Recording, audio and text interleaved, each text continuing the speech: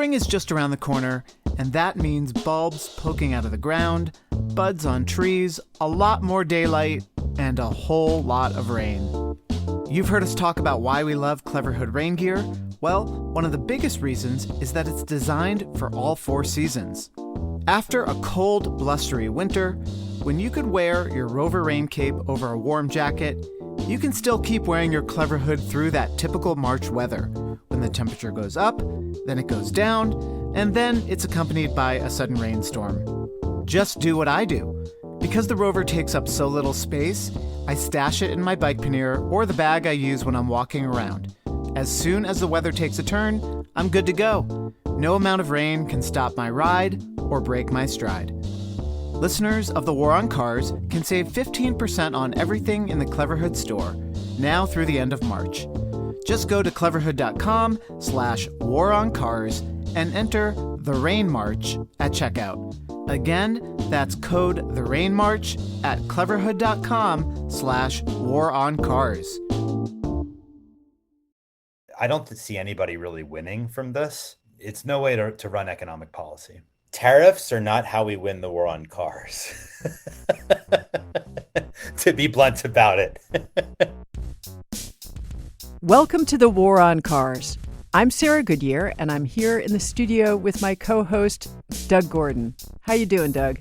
It's a loaded question these days, Sarah. There's no great way to answer that question. I'm doing. You are doing. I'm doing. We are doing this, and yes. that's better than doing nothing. Today, we're going to be talking to David Zipper, journalist who writes about lots and lots of things that we care about. First of all, though, I'd like to take care of some business.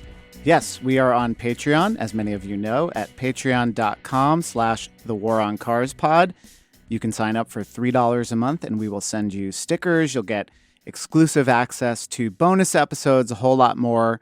So please help us out. We are an independent podcast and depend on listener support. Also, we have a very cool new affiliate program with Redshift Sports, which makes these very cool Arclight pedals. I don't know if you've ever seen these, Sarah. No. They are very well-made, awesome pedals. They have city versions and sport versions with removable lights and rechargeable lights.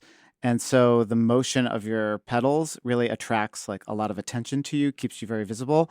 And sort of like how your iPhone has a sensor in it, if they're upside down or the pedals spin, the red, which was in the back, if it goes to the front, switches to white and vice versa. So it's really cool. We'll put a link in the show notes. You can get 15% off if you use the code WARONCARS. So again, check the show notes. Awesome. Okay, let's get right to it. Want to get started with David Zipper. David is a senior fellow at the MIT Mobility Initiative.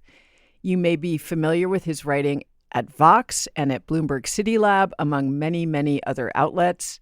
He writes about road safety, climate change, the future of micromobility, the connections among public transit, municipal policies, and rideshare. David's take on all this is informed by his experience as someone who has worked inside city government as well as in venture capital and as a startup advisor. David Zipper, welcome back to the War on Cars. Thank you for having me again. Yeah, we had you on just over a year ago to talk about fixing America's car culture, as I recall. Spoiler alert, we have not fixed it yet. And not only that, the Trump administration's whiplash tariff policy, and I use that word in quotes because sometimes it seems more like a mood disorder than a policy, has thrown the auto industry into turmoil. The auto industry has been one of the most affected by this sort of back and forth about tariffs. This is going to be an interesting episode, I think, because a lot of people will tag us on social media with like Donald Trump, welcome to the war on cars. And I keep saying, no, this is not how we want to go about bringing down the auto industry or transitioning people out of jobs in their auto factories. The auto industry is vitally important to the United States, and we need to figure out a just transition, not a destruction of this through economic policy. So, David, thank you for being here to help us understand it all. Sure, or at least try to grasp our way to some kind of logic, which is not easy in the current administration. Yeah, so let's just talk about the uncertainty that this on again, off again tariff routine is causing for the auto industry in particular, because this is an industry with long lead times and it really values predictability. And they've already been dealing with the shift to EVs, but now that's also being called into question. And then there's California's pending ban on internal combustion engine vehicles. There's all this stuff that they're having to deal with. And now the uncertainty of tariffs getting added in. Maybe you could talk about some of the pressures that are on the industry right now.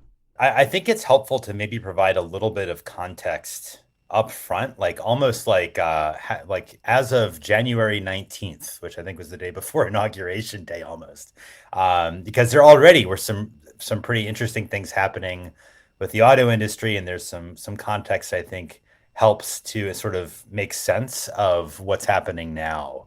So a couple things. One is to just understand that the big three, which is really Detroit, those are the big sort of like US based automakers other than Tesla. So that's going to be GM, Ford, and Stellantis. They, for really like the last 45 years, have done there's been a couple of big trends that they've been a part of that are really important to understand. One is they've shifted toward what I call car bloat, which is like the oversized big SUVs and trucks. SUVs and trucks were really working vehicles in the 70s. They were like less than a quarter of all new car sales, and now they're upwards of 80% in the US. And it's really the bread and butter of Detroit. That's where they make their money. And then on top of that, the cost of building these cars, they've been able to minimize them, the big three have, by tightly integrating with Canada, which has a lot of raw materials that are pretty inexpensive, a lot of cheap geothermal power too, to help mine them and produce them, what have you. And then there's Mexico, which obviously has lower costs of labor for a lot of production. So you have really you don't really have a US auto industry. You have a North American auto industry with individual parts sometimes going across the border 5, 6, 7 times before a final car is produced. So then as of, let's say, 2024, it was a pretty good year for the auto industry by and large. But there was already some interesting headwinds because cars have gotten so expensive in the US that some consumers were starting to have second thoughts. Like we're talking about almost $50,000 on average for a new car in the US, which is close to a record. And on top of that, insurance and maintenance costs are up. So you're seeing like a 40% plus increase in the cost of just owning a car and driving it, say, 15,000 miles between 2017 and 2023. So what's interesting is last year, for really the first time that I can remember, a number of surveys were showing that consumers were saying, actually, I'm not so sure I want a truck next time. Maybe I might want a sedan. So it's on the margins, a couple percentage points, but you're starting to see what the Detroit News called an affordability shift. All of this was happening prior to Trump coming into office. And then you have got Trump in there and this complete whipsawing tariff policy. It's on, it's off, it's on, it's off between Mexico and Canada, who I'll just say again are longtime allies and trade partners. It's really nutty economic policy, honestly, but Trump himself can't decide whether it's on or off. As we're recording this in mid-March, it's now paused. These tariffs are 25% for the auto industry are paused until early April, which supposedly, according to the White House, gives them time, the automakers time to shift production into the US. The chances of that happening are about the same as the chances of Elon Musk donating $100 million to the DNC instead of another $100 million to Trump like he just did this week, you know? Everybody knows you can just build a factory or aluminum refinery in the span of 3 weeks. Yeah, it's meaningless.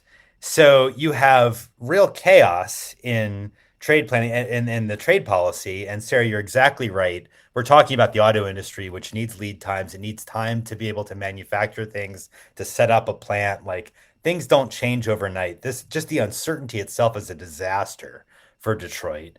And on top of it, you're now seeing real fears of a recession, which is another huge headwind for the auto industry. But just to be clear, with the tariffs alone, there's estimates that if they really do fully come to pass, you're looking at upwards of a $10,000 sticker price increase for some of the larger car models, SUVs and pickups made by Detroit, which would be catastrophic. So this is not a unstressful time to be a auto executive in Detroit, shall we say? Or an auto dealer. There was a pretty remarkable clip the other day on Fox Business of a Dodge Ram dealer being interviewed. $80,000 truck. It's $100,000 now. So he's not going to buy the truck.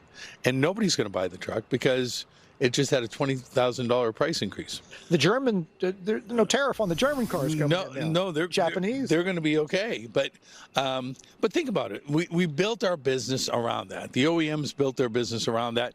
And now it changes on a dime. And we can't build a $4 billion plant overnight. So there's an auto dealer who seems to have a pretty clear view, as well as a very expensive vehicle sitting on his lot. I mean, the fact that the thing cost $80,000 to begin with, and now it's going to cost $100,000. I mean, how did cars even begin to get this expensive? Why are they so expensive?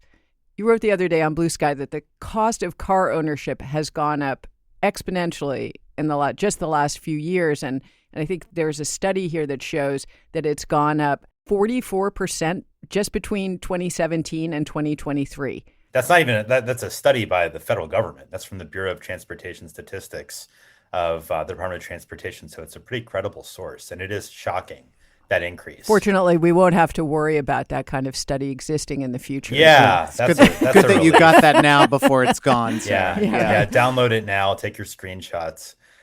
First it goes back to really the car bloat phenomenon, right? Like, smaller cars are less expensive, and automakers realized they could charge a big markup on the bigger SUVs and pickups. And frankly, also, and I've written a lot about this, the U.S. truck market in particular, and the F-150 has been the best-selling truck in America for a very long time, until last year when the RAV4 dethroned it. But the reason why, the Detroit can charge so much for its trucks is because we have something called the chicken tax, this tax on imported pickup trucks that goes back to a trade kerfluffle with West Germany in like the early 1960s. It's something that's like long forgotten, except it's been able to protect Detroit for all this time. Actually, it's a 25% tax on imported pickups. It's protected Detroit and allowed them to charge more for bigger vehicles. I won't go through all of the reasons why cars have gotten so expensive with car bloat, because it's a long one. But I will say I've written like 20 plus articles about car bloat alone. People can find them on my website, which is davidzipper.com. But I would say federal regulations are a big part of it.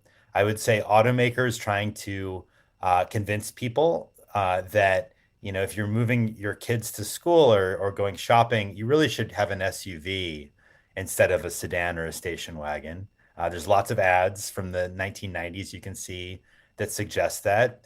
And when I talk to auto executives, the ones who are straight with me, they pretty much acknowledge all of that, and they acknowledge the fact that CAFE, the federal fuel economy rules, have also nudged the automakers toward SUVs and pickups in a way from sedans and station wagons. So there's that phenomenon, and all of that has led toward the SUVs and pickups that are super expensive and really protected. And then to your point, Sarah, about the BTS data and the cost of car ownership, it's a combination of factors in the last 6 or 7 years that have really led to a spike.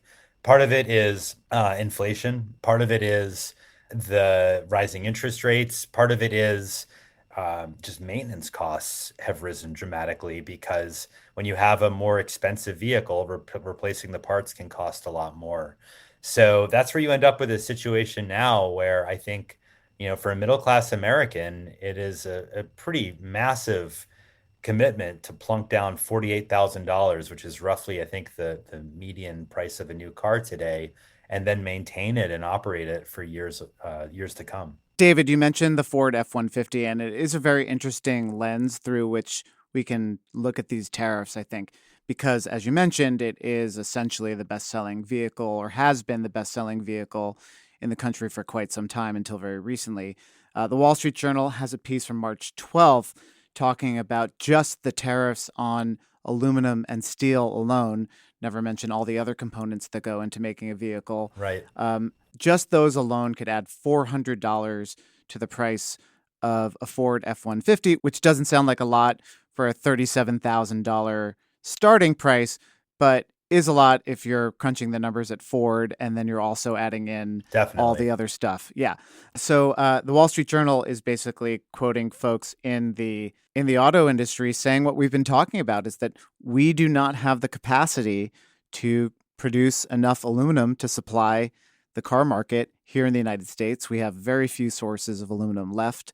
Most of them are from Canada, and it would take years to get that supply chain going. Yep. So I think along that point, I think part of the problem we're having with the Trump administration and we had during the campaign is that, yeah, let's bring manufacturing back to the United States. Let's bring jobs back. But this is not the way you go about doing that.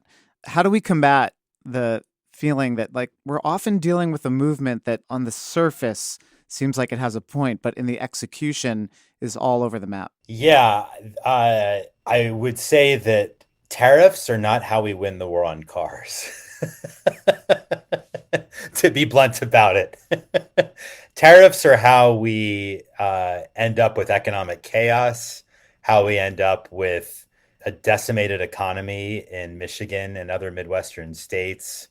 Tariffs are how we end up with just, really just economic chaos is what I would say. And we all become a little bit poorer as a result. I think it's important to keep in mind that although all of us, here and those who are listening to a podcast like this would like to see fewer cars or less need to drive in the US, the reality is we've built up the country in a way that most Americans have to drive. And just forcing them to fork out a ton of money on a car is basically making them poorer, and that's not good. We don't want that. At least I don't want that. No. Yeah. No. And we don't, to repeat a point that I think I made kind of at the top, we don't want people working in the auto industry to just find themselves completely laid off and unable to feed their families. We want a just transition. That's right. We want a plan that leads them to building train cars and electric bicycles and lighter, more fuel efficient cars in the places where they need them. This is not how you go about that. But not just that, it's not just the people working in the auto industry, all these, basically everyone in the United States of America who needs a car to basically be a fully enfranchised citizen. It's in most of the country, it's a requirement. And now they're being hit with these ever escalating costs. And it is making people poorer. There was a report that I saw in Jalopnik that more Americans are missing their car payments and behind on their car payments than ever before. The highest rate in history, 6.5% of people are at least 60 days behind on their car note. And I think what I would say is, it is possible to use tax policy to nudge the car industry to be more efficient, to be more aligned with societal goals. That's what France and Norway do with taxes that scale with vehicle weight. So that basically if you buy a really heavy car, you're going to pay a bigger sticker price at the dealership. That's an inducement for consumers and for automakers to produce smaller cars that weigh less, that are going to be less of a hazard on the road. They're going to consume fewer materials, probably be more affordable, and be less polluting in all likelihood too. That is a appropriate way of leveraging taxes to nudge the auto industry in a productive direction. Tariffs just introduce chaos, particularly when they are basically unveiled in a matter of days and then pulled away and then brought back and then pulled away. I don't see anybody really winning from this. It's no way to run economic policy. Not to mention the effect that it's having on our Canadian friends, because they have all the aluminum refineries and many of the parts manufacturers that you're talking about that make up the supply chain. And so this is also not a good way to keep and win over friends. Absolutely. And again, Canada and Mexico have done nothing wrong. Like all they've been doing is making it cheaper to produce cars from companies that are basically headquartered in Detroit, plus Tesla, I guess. Like they've done nothing wrong and they're being penalized. This is the thing that drives me nuts every time Trump opens his mouth on tariffs. He talks about we have this trade deficit with Canada and they're ripping us off. And I don't think he understands how it works. It's not a transaction at a store where suddenly someone's charging you $7 for a bottle of water or Coke and you're getting ripped off. It's because we ship these jobs over there and these supplies come back this way and et cetera, we all get cheap things. And until we're ready to not get cheap things, which is never going to happen, this is not good economic policy. It's also not good environmental policy. When you think about all the geothermal power that it can be produced really cheaply in Quebec, that helps to, and Ontario too, that helps to power much of New England and the upper Midwest.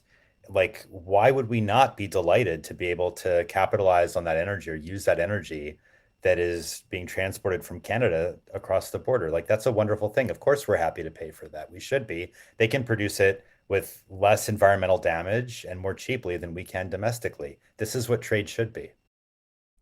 Years before any of this happened, this was back in 2022, you wrote that the car industry needed to be worried about these rising car prices and that relying on producing these increasingly bloated vehicles could backfire on them. And you talk about a 1997 book called The Innovator's Dilemma by an economist named Clay Christensen. Could you explain his theory and how that applies to the U.S. auto industry and car bloat? Sure. And thank you, Sarah. That's a deep cut. I appreciate the reference to an article that's like 3 years old now.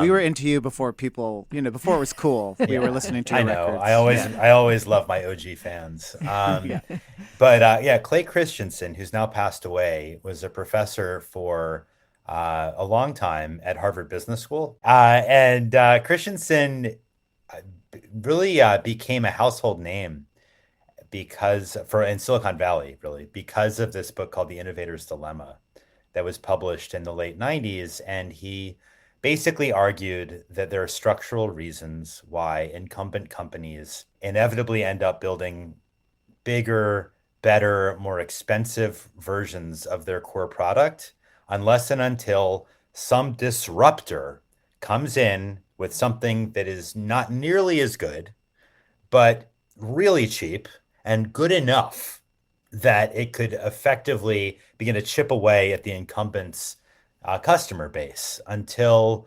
basically this process continues until the disruptor basically gobbles up so much of the incumbent's business that they're effectively dethroned and they can do nothing about it. His argument, like, this is the nature of so many different markets, and it is why incumbents like Blockbuster or Kodak or Polaroid, I think was one of his examples, get dethroned.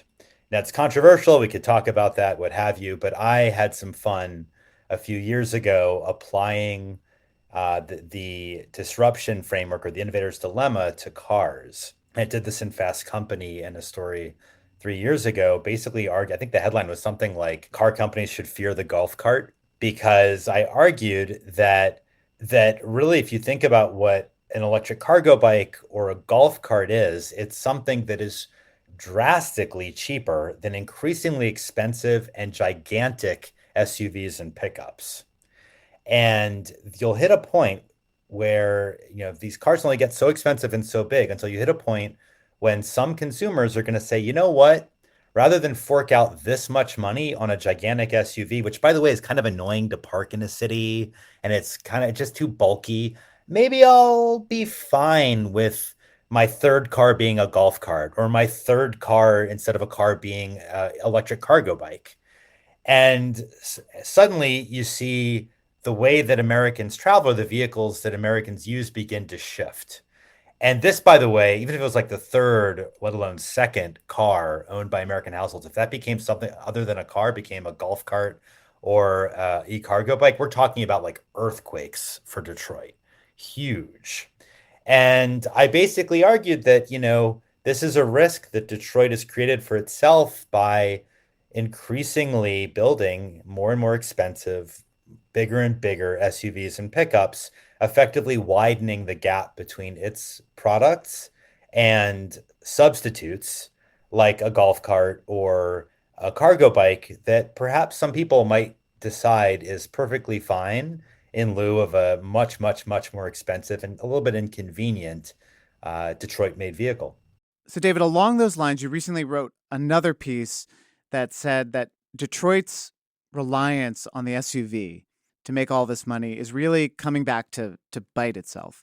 That these companies no longer make an accessible sedan, right? If you want one, it's Tesla or a foreign company and nothing else. And you write that Detroit's devotion to car bloat has left the U.S. auto industry uniquely vulnerable to Trump's economic chaos. They've really painted themselves into a corner. Is there any way out of this? Yeah, and this is a story that I wrote, I think, just a couple days ago in Fast Company, and it's true. Like basically, what I was really exploring in that article is how the focus on SUVs and pickups is basically taking what's already a terrible situation for Detroit and making it that much worse or that much scarier, I think, if you're an executive at one of the big three, at Ford, Stellantis, or GM, because the tariffs, if they do go through, and they're already starting to go through with aluminum, as you mentioned, Doug, but if the 25% tariffs with Canada and Mexico go through, you're talking about a huge increase in the cost of vehicles that effectively makes car buyers poorer. And with less money, a customer is likely to maybe choose a car with fewer features, maybe get one that's smaller within the same class, like a smaller SUV, or potentially, and this is entirely probable, I would argue, get a sedan. And the problem is there's just no sedan on offer from the big three. If somebody wants a sedan, they're going to effectively have to go toward a Japanese or Korean automaker, or maybe, I guess, a Tesla, although a lot of us would never, ever, ever, ever buy a Tesla right now. That's a separate episode that we're working on. We're Yes, working on exactly. I'm glad to hear that. But that is a real risk for Detroit, because by limiting their lineups to these pretty big and expensive cars, they have nothing on offer for those who are looking for something that's cheaper, and they don't really have an easy way out. And I might add that Detroit now has a sort of secondary problem from all of this sort of economic chaos produced by Trump's initial economic quote unquote policies with the tariffs and other stuff, because now like the stock market is falling. You've seen consumer confidence drop at the fastest rate in years. The risk of a recession is that much higher, and a lot of people are thinking maybe now is not the time to be spending money on something I may not need. So you've got the recession fears on top of the tariff risk, and either tariffs or recession fears would have the same effective impact, I would argue, or I did argue in this Fast Company article, on consumer preferences for a car. They're going to make people, on average, look toward buying something that's a little bit less expensive and potentially smaller, because smaller cars are less expensive. And again, that is a encouraging trend if you're an Asian or Japanese automaker with some really nice, smaller, relatively affordable cars. Some of the Europeans have it too. But Detroit really has nothing. They canceled I understand the last non-luxury sedan offered by the big three in the US was the Chevy Malibu, and that was announced it was going to be killed off a year ago. So Detroit, again, I want to be clear, Detroit was going to be in deep trouble regardless, based on Trump's policies, which are just sort of economically crazy, I would say. But they've put themselves in a more precarious position by not offering anything for consumers who are looking for something that's smaller and cheaper. Again, we don't want to win the war on cars this way, because most of the people in this country, most of the time, have little or no alternative to driving and car dependence. And that's not their fault. And it's immoral, in my opinion, to not have compassion for the suffering that this is causing.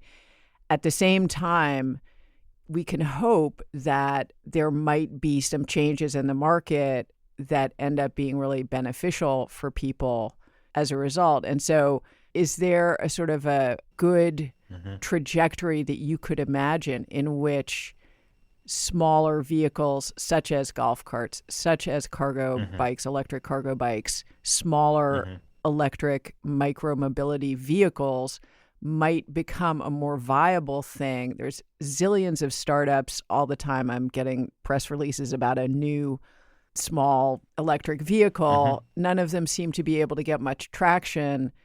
But I guess I wonder if this might be a time when that might happen. Well, I think there are several possible outcomes. I think almost certainly some Americans are now going to postpone buying a car they would have otherwise bought. That doesn't really affect what you're describing, Sarah, but that's almost certainly going to happen, and it's really bad for Detroit. I think that's highly likely you'll see Americans buying cheaper cars than they otherwise would have. So you'll get on the margins, perhaps smaller cars. But again, so I guess if you, depending on how you think about car bloat, you could say there's a bit of a silver lining there, I guess, for road safety. But this, as you said, this is not how we want to win. And then what you were saying, like, what about people potentially saying, actually, maybe I should get a mini car or a golf cart or a cargo bike? I mean, possibly on the margins, but I think we've designed our country in such a way that doesn't feel like it's a spur of the moment switch that a lot of people are going to make. It requires better infrastructure and more density. So I'm not holding out hope for like a massive tailwind of all of those micromobility companies that are reaching out to you, Sarah, to ask you to feature them on the show. But I will say, maybe there is one other possible, sort of like upside here, which is perhaps this situation is going to remind the Detroit automakers that, maybe it's a good idea to have some sedans on offer. And maybe they don't want to be caught in this situation again. Now, having said that, they already went through this in the early 1970s with the Japanese. They're making the same mistakes now, as they're risking losing a lot of business to the Asian automakers once again. But hey, you know what? I'll take it if this this current situation has a lasting effect of reminding Detroit auto executives that it's really important to have available smaller cars that are affordable and smaller for those who want them. And I think in a vacuum, it would be nice to think, well, if people turn away from very expensive, large, heavy SUVs, they'll turn towards cargo bikes or golf carts or small electric vehicles. But let's not forget the tariffs are going to hurt all those companies too. And the bicycle companies and all the rest are operating on very, very small margins as it is. So, yes, it would be really nice if there was some jolt to the system and it turned people towards these smaller, more efficient things that we like to ride and think that are important for cities. But I'm sure we have people who work for and who own small independent bicycle companies or work for the larger ones. It's not going to be easy for them either. They rely on aluminum and steel as well. No, that's right. And then on top of that, Doug, like this week, the Department of Transportation announced that they're reviewing all federal funding given for anything related to bike lanes or bike infrastructure. And I would argue that that if we pull back on providing safe infrastructure for people cycling, that is going to cripple any effort to encourage people to be biking or using micromobility because the new cars got more expensive due to tariffs. So yeah, I don't think it's a good idea for anyone. Not that people are really doing this, but I would not suggest anyone should who's listening to this podcast think, oh, it's good that that Trump is doing what he's doing with tariffs. This is not good. It's not going to help us achieve our goals. No, not at all. It is funny. I can be a cynic about certain things. I do like to be optimistic about where this is all headed and what we can do. And I think the optimistic take is people will have to do more with less. That includes companies down to families, and that's not easy. And maybe we can encourage people to rethink how they're getting around. But like we said, this is not the way we want to do it. And I don't really think I have my normal optimism. I think even with COVID, we all said, look, it was terrible and it's not the way we would have gone about it. But one of the good things that we saw was, on-street dining and the turn towards bicycling and improving places where people live. There's nothing good that's going to come out of the situation that we're in right now. Sorry, folks. Yeah, I mean, if you compare it to COVID, right, Doug, like at that time, if a lot of cities, especially in Europe, to some extent here too, were creating wider sidewalks. We're building temporary bike lanes, sometimes permanent bike lanes. Like look at what Brussels and Paris and London did. And there was hope, I think, for a lot of us for a while that in the US, perhaps this could be a permanent jolt of better infrastructure for active transportation, walking and biking. And Europe really did do that in a lot of cities. I don't think we did in the US. We missed that opportunity, but there was a real chance for it to be, a long-term positive development. But to your point, with the tariffs, this is just pretty bad. And it's bad not just for those of us that want to see the American transportation network get safer and less polluting, less car dependent, but it's also actually catastrophic for the auto companies themselves. It's sort of a lose-lose. I think the other thing, too, is that a lot of the shift towards electric bicycles has happened in some cities because of voucher and rebate programs. And as cities see their budgets attacked by the federal government, they're not going to have so much money to throw around to give people, a $700 tax rebate on the purchase of a new electric bicycle. So those programs are going to be under threat, especially if they are flagged in whatever AI system Elon Musk is using to, look for words like bicycle or bike lane. Yeah, I mean, I think, and we'll see how that plays out. That's certainly a very real fear. But I guess where it comes down to is no matter what you think about cars or how angry you are at Detroit, or if you're more of I consider myself a bit of a moderate on some of these issues. I mean, all of us, if you're listening to this podcast, it's so important to be doing everything you can to talk to your elected leaders, to be out there protesting Tesla, and do everything you can to try to strengthen the fortitude of those who are fighting the good fight in Congress, and those who are filing lawsuits, but also just make really clear that what the White House is proposing would be devastating. We need everyone should be opposing all of this. There's no good reason to support it, no matter how much you might hate the F-150 or other giant SUVs and trucks. All right, I think that's a good place to end it. David Zipper, thank you so much for coming on The War on Cars again, and I hope you come on again and again and again in happier circumstances. Yeah, no, this was a bit of a Debbie Downer, but it's always good to be here. And again, I'll just say to folks, if you're interested in the articles I was referencing, they're on my website, which is just davidzipper.com. And I also have a monthly newsletter about my thoughts on transportation, which folks are welcome to explore. Again, it's on the website if folks are curious. So thanks for having me. We'll put links in the show notes for all that stuff, for sure. The War on Cars is supported in part by the Helen and William Mazer Foundation and by listeners like you. Go to patreon.com/thewaroncarspod and sign up today for exclusive access to bonus content, ad-free versions of regular episodes, pre-sale tickets for live shows, free stickers, and more. We want to give a big thanks to everyone who supports us on Patreon, including our top contributors, Charlie G. of Human Powered Law in Portland, Oregon, Mark Hedlund, and Virginia Baker. And remember, you can save 15% off everything in the Cleverhood store by going to cleverhood.com/waroncars and entering the promo code. Also want to remind people about our new partnership with Redshift Sports for the awesome ArcLight pedals and everything in the Redshift store. You can save 15% with code WARONCARS. When you go to their website, we will put a link in the show notes. This episode was edited by Doug. Hey, yeah, that's me. It was recorded at the Brooklyn Podcasting Studio by Josh Wilcox. Our theme music is by Nathaniel Goodyear. Our transcripts are by Russell Gregg. I'm Doug Gordon. I'm Sarah Goodyear. And this is The War on Cars.